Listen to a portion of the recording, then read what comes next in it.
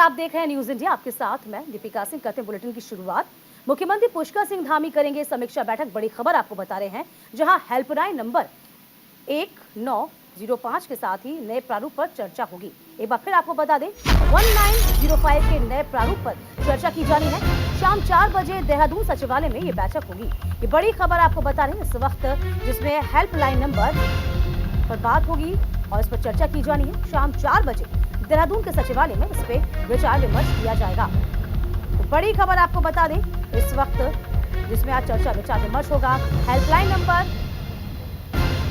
1905 पर चर्चा होगी। शाम 4 बजे देहरादून सचिवालय में ये बैठक आयोजित की जाएगी, जिसकी अध्यक्षता खुद मुख्यमंत्री पुष्कर सिंह धामी करेंगे।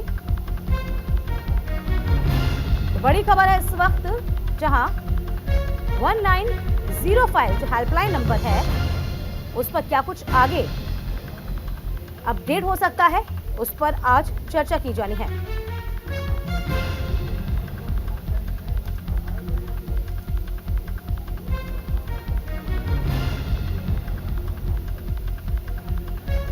तो फिलहाल लोगों से सुझाव मांगे जाएंगे।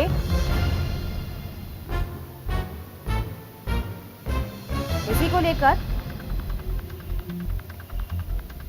तमाम जानकारी के साथ हमारे संवाददाता हितेश इस वक्त बने हुए हैं। हितेश, देखिए 1905 को लेकर, इसको अपडेट को लेकर, इस पर चर्चा विचार विमर्श किया जाना है।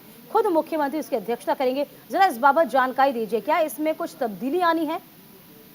बिल्कुल, देखिए 1905 की जो यह डाइट है, इसको लेकर एक नया प्रारूप बनाया जा रहा है और लगातार इसमें कई अधिकारियों की बैठक भी हो गई है और कई जो सुझाव है वो आम जन से इसमें लिए जाने, क्योंकि लगातार जो कि मुख्यमंत्री की हेल्पलाइन नंबर है, इसमें कई ऐसे बदलाव किए जाएंगे जिससे जो पर्वतीय जो क्षेत्रों में लोग रह रहे हैं, जो दूरवर्ती जो क्षेत्रों में लोग रह रहे हैं, उनको भी आसानी हो सके, क्योंकि कई बार ऐसा देखा गया है कि टेक्निकल फॉल्ट की वजह से कुछ दिक्कतों का सामना हो। लेकिन कई ऐसे आयाम इसमें जोड़े जाएंगे कई तरीके से, चाहे वो स्वास्थ्य के लिहाज से हो, शिक्षा के लिहाज से हो, महिलाओं के लिहाज से हो, क्योंकि कई सारी ऐसी चीजें हैं जिसको लेकर मुख्यमंत्री हेल्पलाइन को और इसका जो प्रारूप है उसको बड़ा किया जाएगा, इसमें नए आयाम दिए जाएंगे। तो इसी के लिहाज से मुख्यमंत्री आज इसको लेकर बैठक करेंगे। सचिवालय में शाम के समय 4 बजे इसको लेकर बैठक होगी। हाँ, जिस समय ये हेल्पलाइन शुरू की गई थी, उस वक्त जाहिर सी बात है कि जन समस्याओं के समाधान में और तेजी के साथ सर्विस डिवीजन को मजबूत करने के साथ इसकी शुरुआत की गई थी और मुख्यमंत्री त्रिवेंद्र सिंह रावत ने इसकी शुरुआत की थी। यानी कुल मिलाकर देखा जाए, समय के साथ साथ और बदलाव लाने की कोशिश और उसको बेहतर बनाने की कोशिश की जा रही है सरकार की ओर से। जी बिल्कुल, देखिए विभिन्न आयामों में लगातार बदलाव हो ही रहे हैं और लगातार जिस तरीके से मुख्यमंत्री हेल्पलाइन यह बनाया गया था, तो लोग अमूमन अगर जो देखा गया है कि अधिकतर जो शिकायतें हैं तो वो मुख्यमंत्री हेल्पलाइन पर ज्यादा देखी गई है। तो उसी के लिहाज से सर्वर की दिक्कतें हो या फिर जो लोग अपनी समस्याओं को लेकर शिकायत करते थे, जो शिकायत दर्ज नहीं हो पाती थी, तो उसी के लिहाज से जो उसका प्रारूप है उसको और बढ़ाया जाए, कनेक्टिविटी को और ज्यादा बड़ा किया जाए। तो उसी के लिहाज से मुख्यमंत्री आज इसको लेकर बैठक कर रहे हैं। जैसा कि मैं समझ पा रही हूँ, देखिए पहले जो इस वक्त इस स्कीम इसकी जो स्कीम थी जिसे शुरू किया गया, तब ये कहा गया था जब तक आप संतुष्ट नहीं माने जाएंगे तब तक आपकी शिकायत जो है निरस्त नहीं की जा सकेगी। यानी कि लोग जो हैं उस हेल्पलाइन से खुश नहीं थे। क्या यही एक वजह है, इसीलिए इसमें तब्दीली की बात कही जा रही है? क्या माने हैं? बिल्कुल, देखिए कुछ खामियां आ रही थी? हाँ। जी बिल्कुल, देखिए लगातार जिस तरीके से टेक्निकल फॉल्ट की अगर बात, तो कई बार ऐसी चीजें देखने को आई है, सामने आई कि टेक्निकल फॉल्ट की वजह से लोगों की जो शिकायत है वो दर्ज नहीं हो पाई और इसमें पूरी निस्तारण की बात इसमें कही गई है। और लगातार जिस तरीके से ये हेल्पलाइन है, मुख्यमंत्री हेल्पलाइन का नंबर है, इसमें ज्यादा फास्टली वर्क इसमें होता है और लगातार जो अमूमन थाने चौकियों में अगर कोई भी व्यक्ति या कोई भी महिला अपनी शिकायत दर्ज कराते हैं, कोई भी आमजन शिकायत दर्ज कराते हैं, तो वहां पर थोड़ा लेट लगती होती है। लेकिन क्योंकि मुख्यमंत्री का जो पोर्टल होता है, मुख्यमंत्री का जो शिकायती नंबर होता है, उस पर अगर कोई कॉल करता है या अपनी शिकायत दर्ज करता है, तो वहां पर फास्टली यह सब काम हो जाते हैं। लेकिन कई बार ऐसी चीजें देखती हैं कि जो लोगों का जो निस्तारण है वो सही तरीके से नहीं हो पाए, शायद यही कहेंगे कि टेक्निकल फॉल्ट की वजह से। तो उसका जो मतलब वही जो खामियां है हैं उनको दुरुस्त करना है, ये सरकार की प्रायोरिटी है और उसी को लेकर आज धामी एक समीक्षा बैठक का आयोजन कर रहे हैं। बहुत बहुत शुक्रिया। आगे मैं आपके पास फिर आऊंगी हितेश, बने रहिएगा मेरे साथ। इधर कपाट खुलते ही केदारनाथ धाम में भक्तों की लंबी कतार लग गई। दर्शन के लिए 18,500 से ज्यादा श्रद्धालु पहुंच गए हैं। आपको बता दें, प्रधानमंत्री नरेंद्र मोदी के नाम से पहली पूजा की गई है और पहली पूजा प्रदेश की खुशहाली और कामना के लिए हुई थी 27 अप्रैल को। अब बद्रीनाथ धाम के कपाट खोले जाएंगे। तो बड़ी खबर आपको बता दें, देखिए तस्वीर भी हम आपको दिखा दे हैं कि इन तस्वीरों के जरिए आप समझिए किस तरीके से कपाट खुले और कपाट खुलने के बाद भक्तों का एक अपार समूह उमड़ पड़ा। हालांकि हम यदि मौसम की बात करते हैं तो मौसम जिस तरीके से ठंडा बता रहे थे उतनी ही ठंड थी, बर्फबारी थी, लेकिन उसके बावजूद भी भक्तों का जो उत्साह था उसमें कोई कमी नहीं आई। फिलहाल तस्वीरें जरा देखिए आप, तस्वीरें आपको दिखा रहे हैं।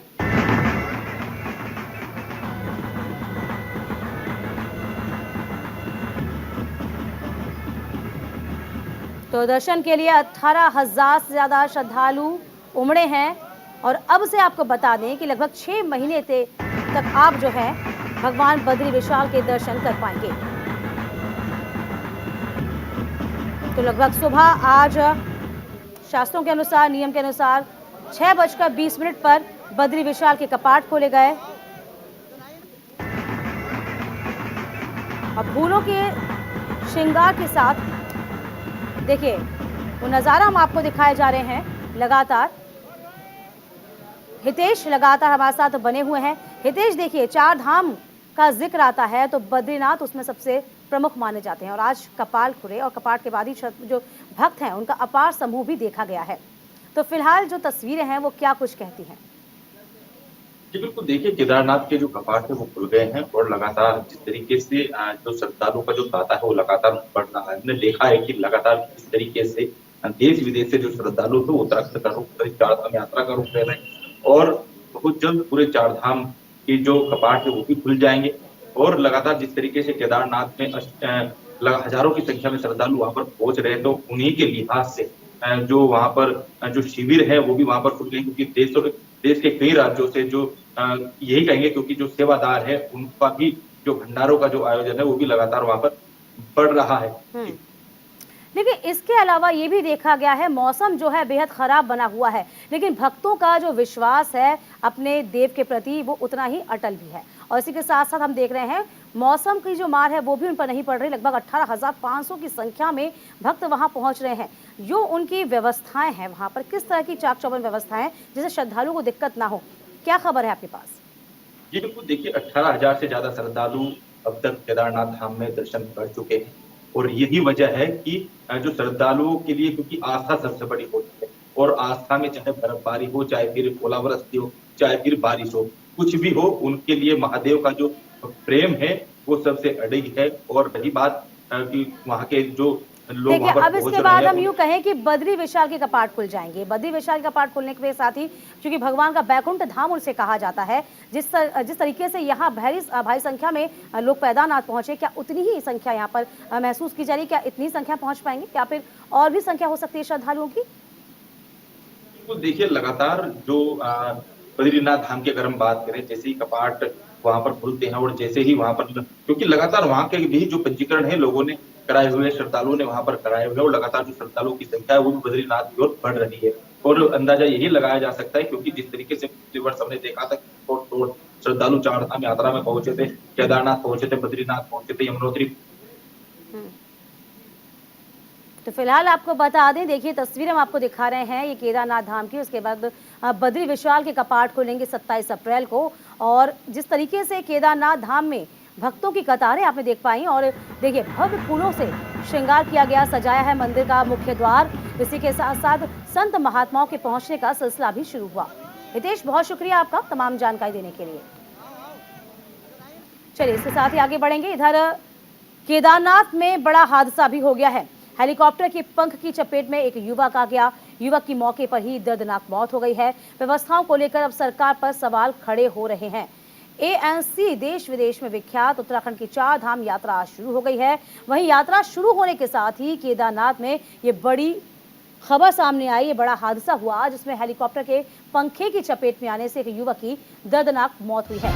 इसको अखिल भारतीय अखाड़ा परिषद के अध्यक्ष महंत रविंद्र पुरी ने बड़ा संकेत मानते हुए उत्तराखंड सरकार को सचेत कर दिया और कहा यात्रा से पहले हुए इस हादसे से सरकार को सबक लेना चाहिए, क्योंकि ज्योतिष गणना के अनुसार 22 अप्रैल से गुरु चांडाल योग शुरू हुआ है। 10 मई से लेकर 30 जून तक चार धाम यात्रा पर विशेष सावधानी बरतने की जरूरत है। वहीं कांग्रेस के वरिष्ठ नेता हरक सिंह रावत ने व्यवस्थाओं को लेकर सरकार को घेरा है, तो हरिद्वार बीजेपी सांसद रमेश पोखरियाल निशंक ने चार धाम यात्रा को सकुशल संपन्न करवाना बड़ी चुनौती बता दिया। तो फिलहाल आपको बता दें, बड़ी खबर है, केदारनाथ के धाम के जैसे कपाट खुले। कहा जा रहा है कि हेलीकॉप्टर के पंखे की चपेट में एक युवक आ गया, उसकी मौत हो गई है। और वहीं आप संतों महात्माओं की बात मानेंगे तो कहा जा रहा है कि ये एक अच्छा संकेत नहीं है। तो यात्रा को सकुशल करवाना बड़ी चुनौती है।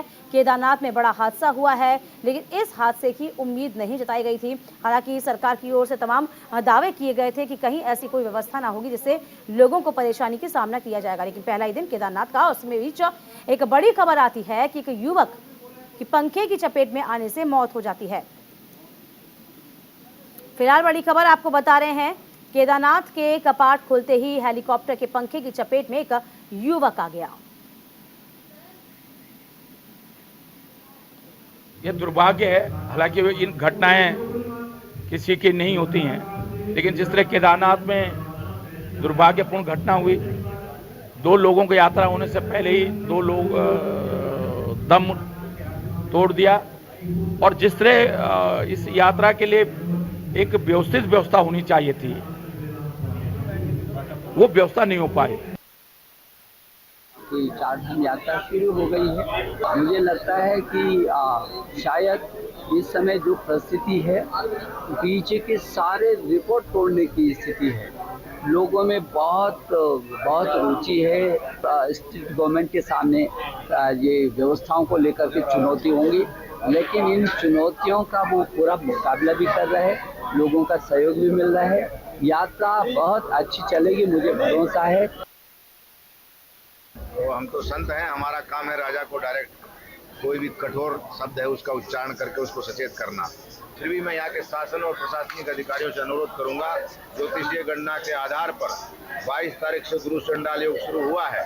खास करके 10 मई से लेकर के 30 जून तक यात्रा में विशेष सावधानी रखी जाए।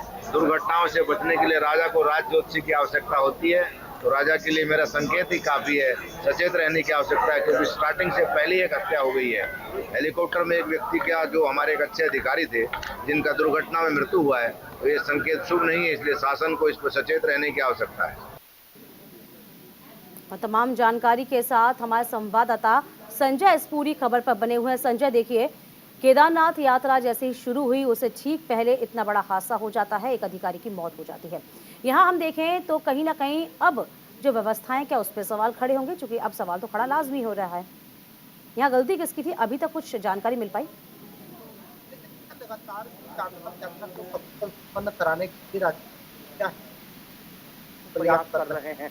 ऐसे में उसके बावजूद भी जो विपक्ष है वो सरकार को घेरने में लगा है, क्योंकि एक अच्छा संकेत नहीं हुआ है। यानी केदारनाथ में यात्रा शुरू होते ही वहां पे एक उच्च अधिकारी की मौत हो गई, जिसको लेकर अब लगातार जो संत हैं वो भी कह रहे हैं कि इस बार जो गुरु चंडाल योग लग रहा है अच्छा नहीं है, सावधानी बरतने की जरूरत है। लेकिन कहा जा सकता है कि इस बार जो चारधाम यात्रा होगी उसमें जो यात्रियों की संख्या होगी वो वाकई एक रिकॉर्ड तोड़ होगी, जिसको लेकर सरकार को एक व्यवस्थित व्यवस्था करने की जरूरत है। और हम देख रहे हैं कि लगातार ही जो मुख्यमंत्री पुष्कर सिंह धामी है लगातार अधिकारियों के साथ बैठक कर रहे हैं, और बैठक में यही प्रयास कर रहे हैं कि अधिकारी किसी भी तरह की लापरवाही ना करे, क्योंकि हम देखते हैं कि जब चारधाम यात्रा शुरू होती है भारी संख्या में लोग उत्तराखंड पहुंचते हैं। ऐसे में अगर हरिद्वार की बात की जाए, यहाँ पर भी जो श्रद्धालु हैं, पर्यटक हैं, यात्री हैं, लगातार पहुंच रहे हैं, अपना पंजीकरण करा रहे हैं और फिर यहीं से ही चारों धामों की शुरुआत कर रहे हैं। तो कहा जा सकता है कि सरकार अपनी व्यवस्था में कोई कमी नहीं छोड़ रही है। और इसी पर जो पूर्व सांसद भी हैं, हरिद्वार के सांसद हैं रमेश पोखरियाल, उन्होंने कहा है कि जो यात्रा है वो सकुशल संपन्न होगी, भले ही बड़ी चुनौती होगी लेकिन यात्रा को सकुशल संपन्न कराया जाएगा। लेकिन ये हादसा कहीं ना कहीं एक सबक जरूर दे गया है, जिससे अब आपको आगे भी ख्याल रखना बेहद जरूरी हो चलता है, क्योंकि जिस हिसाब से श्रद्धालुओं का अब सैलाब उमड़ेगा।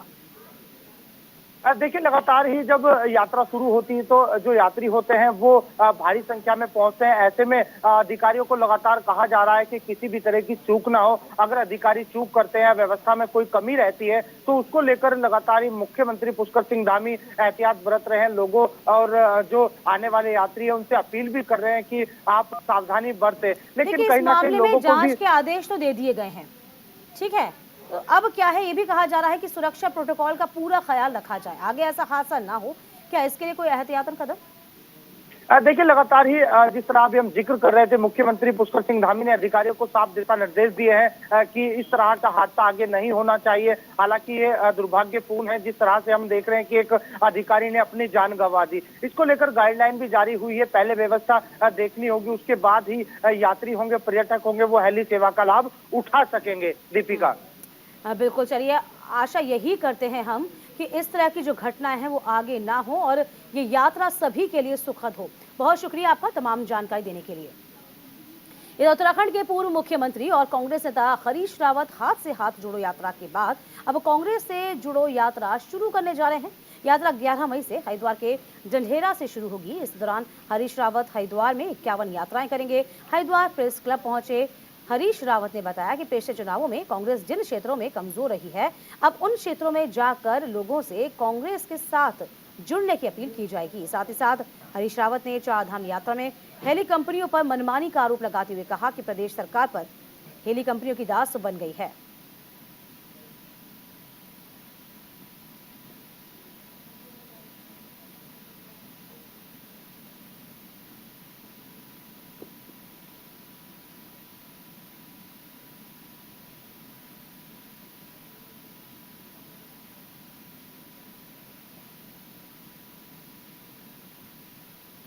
तो फिलहाल हरीश रावत हरिद्वार में 51 यात्राएं करेंगे। कांग्रेस से जुड़ने की लोगों से अपील की जाएगी। एक 51 चरणों की यात्रा तय की है। कांग्रेस से जुड़ो, एक अनुरोध है, अनुरोधपूर्ण यात्रा है। कांग्रेस से जुड़ो। मैं उन क्षेत्रों में जाऊंगा जहां हम चुनाव में कमजोर रहे हैं, जहां हमारी स्थिति कमजोर हो रही है। तो ऐसी 51 यात्राओं का 11 तारीख को मैं ढंढेरा नंगला इमरती तक पद यात्रा करके शुरुआत करूँ। बहुत दुखद है और मेरा अपना मानना है कि वर्तमान सरकार भी, इससे पहले की भाजपा सरकारें भी हेलीकॉप्टर कंपनियों की। इधर कांग्रेस के नवनियुक्त जिला अध्यक्ष अंजू लुंडी पिथौरागढ़ के गंगोली हाट विधानसभा के दौरे पर पहुंची। इस दौरान कांग्रेस कार्यकर्ताओं ने जिला अध्यक्ष का जबरदस्त स्वागत किया। इसके बाद जिला अध्यक्ष अंजू ने कांग्रेस कार्यकर्ताओं के साथ बैठक की और कार्यकर्ताओं से गांव-गांव जाकर पार्टी को मजबूत करने की अपील की। साथ ही धामी सरकार पर प्रदेश में विकास ठप करने और बेरोजगारी बढ़ाने का आरोप भी लगा दिया।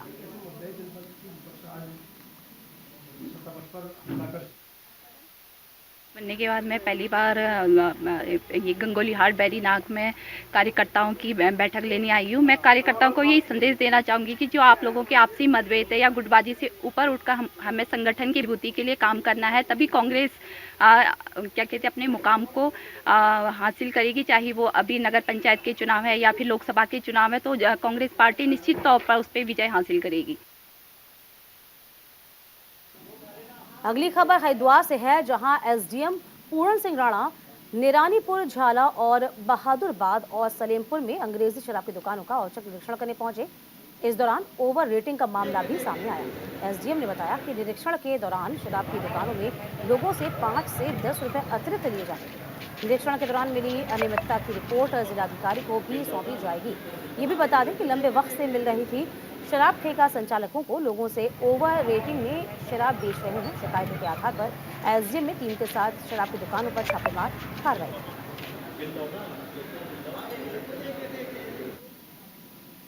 रुड़की की मेहवड़ खुर्द जिला पंचायत सदस्य सपना चौधरी की मुश्किलें लगातार बढ़ती जा रही हैं। भाजपा अनुसूचित मोर्चे के प्रदेश मंत्री के आरोपों के बाद अब बेलड़ा गांव के लोगों ने भी जिला पंचायत सदस्य सपना चौधरी और ग्राम प्रधान सचिव चौधरी पर फर्जी दस्तावेजों के आधार पर चुनाव लड़ने का आरोप लगा दिया। बता दें, करीब एक सप्ताह पहले बीजेपी अनुसूचित मोर्चे के प्रदेश अध्यक्ष प्रदेश मंत्री जगजीवन राम ने सपना चौधरी और सचिन चौधरी पर फर्जी दस्तावेजों के आधार पर चुनाव लड़ने का आरोप लगाया था और आरटीआई के माध्यम से पूरे मामले का खुलासा किया था। ग्रामीणों का आरोप है कि चुनाव में दिए गए दस्तावेजों में जिला पंचायत सदस्य ने खुद को पिछले 15 सालों से बेलड़ा का निवासी बताया था, जबकि बेलड़ा गांव में कभी वो रही ही नहीं।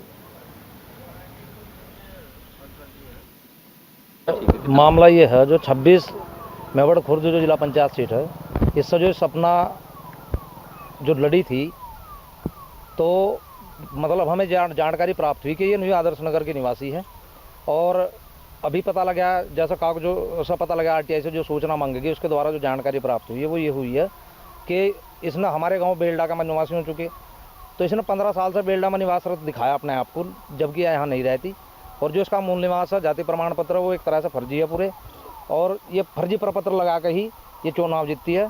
तो मतलब पूरे क्षेत्र में इस बात का आक्रोश है। लोग ये चाह रहे हैं कि जब इस तरह का फर्जीवाड़ा इसने किया तो ये मतलब इसको हटाया जाए, इसका जो प्रमाण पत्र वो निरस्त किया जाए। देखिए, हमारा तो ये कहना कि जिला पंचायत सदस्य अगर गलत पाई जाती है, उसके प्रमाण पत्र गलत पाए जाते हैं तो उसे कड़ी तो कड़ी सजा मिलनी चाहिए। ठीक है, ये तो बहुत ही गलत है, यो आम जनता की आंखों में धूल झोंकने का काम है। ठीक, प्रधान ने बहुत गलत कराया, वीडियो ने बहुत गलत कराया, तहसीलदार भी अगर इसमें इन्वॉल्व हो, जितने भी इसमें अधिकारी भी इन्वॉल्व हो, तो उन पर भी कार्यवाही होनी चाहिए। जिला पंचायत जो सदस्य बनी, और हमने तो आज तक नहीं देखा था ये सचिन की साली है, हम तो जानते भी नहीं थे, एकदम तुरंत आए सचिन की साली है। भाई सचिन की साली कहाँ जाएगी जो गाँव वाले नहीं जानते उसे, तो सरासर झूठ है और जितने कागज भी फर्जी पाए गए तो इसकी जांच हो और हम जो तहसील दिवस में उठाएंगे और हम आयोग से भी मांग करेंगे और दोबारा भाई इसकी सही तथ्य पर जांच हो और उस पर कार्रवाई हो।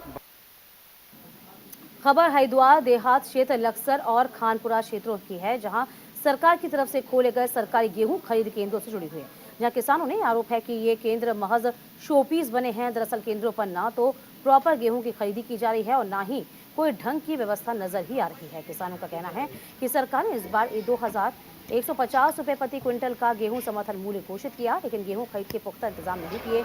इधर जो खरीद केंद्र बनाए गए हैं उन पर अव्यवस्थाओं का बोलबाला है। किसी केंद्र पर कर्मचारी नहीं तो किसी पर कोई परेशानी है। इक्का दुक्का खरीद केंद्रों को छोड़कर अधिकांश केंद्रों पर गेहूं की कोई खास खरीदारी नहीं की गई। इसके बाद किसान परेशान हो रहे हैं, अपनी फसल को औने पौने दामों में दुकानों या आढ़तियों को यहाँ बेचने को मजबूर हैं।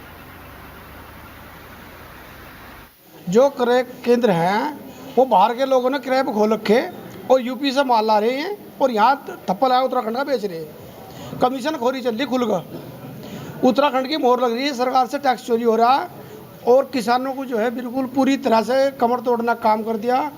और जो ओलावृद्धि हुई इससे पूरी फसल बर्बाद होगी। किसान लाइनों में खड़े, कहीं इनका पंजीकरण कराओ तब वो गेहूँ लेंगे, ना रेट घोषित ना कुछ घोषित।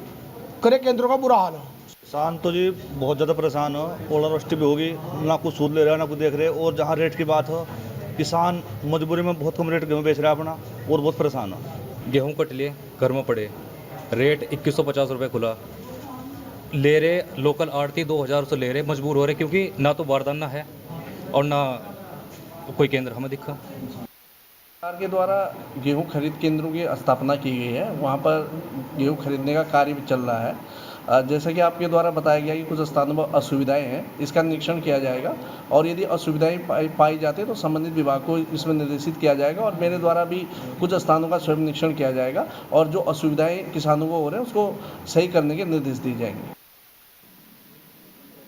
गेहूं की सरकारी खरीद को लेकर के जो किसानों को उम्मीद थी उस पर सरकार खरीद उतरती नजर नहीं आ रही है। वजह यह है कि जो गेहूं के सरकारी खरीद केंद्र बनाए गए हैं उन पर न बारदाना है और न कर्मचारी हैं। हम मौजूद हैं लक्सर के एक खरीद केंद्र पर, आप देख सकते हैं यहाँ एक बैनर लगा हुआ है जिस पर UCF उत्तराखंड राज्य सहकारी संघ लिमिटेड देहरादून यानी UCF का मतलब है सहकारी समिति का आयोग एक केंद्र बनाया गया है जिस पर करीब 20-25 गांव के किसानों के लिए ये केंद्र बनाया गया था। लेकिन यहाँ कोई कर्मचारी मौजूद नहीं है और ना ही कोई तौल कांटा है, ना ही किसी प्रकार का कोई बारदाना नजर आ रहा है। किसान भी नजर नहीं आ रहे। इसकी वजह है कि जब कोई व्यवस्था नहीं है तो किसान क्या करें। और किसान आरोप लगा रहे हैं खुल्लम खुल्ला कि जो केंद्र बनाए गए हैं उन पर व्यवस्थाएं नहीं है, न बारदाना है और न दूसरी तमाम की व्यवस्था है। इसलिए किसान औने पौने दामों पर अपनी फसल को निजी दुकानों पर यानी जो आड़ते हैं उन पर बेचते घूम रहे हैं और साफ मांग भी कर रहे हैं कि जो केंद्र हैं उन पर कहीं ना कहीं ऐसी व्यवस्था की जाए ताकि किसान आए, उसके गेहूं की सही तरीके से खरीद हो और उसे उसके दाम भी मिल जाए। अब आने वाले दिन में सरकार प्रशासन इस तरफ ध्यान देता है नहीं, ये देखने वाली बात होगी, लेकिन फिलहाल तो स्थिति जस की तस है और किसान परेशान हैं। News India Laksar, Jasvir Singh. और इसी के साथ हमारे खास बुलेटिन देवभूमि में अभी के लिए बस इतना ही। वक्त छोटे से ब्रेक का, फौरन लौटते हैं हम कुछ और खास खबरों के साथ।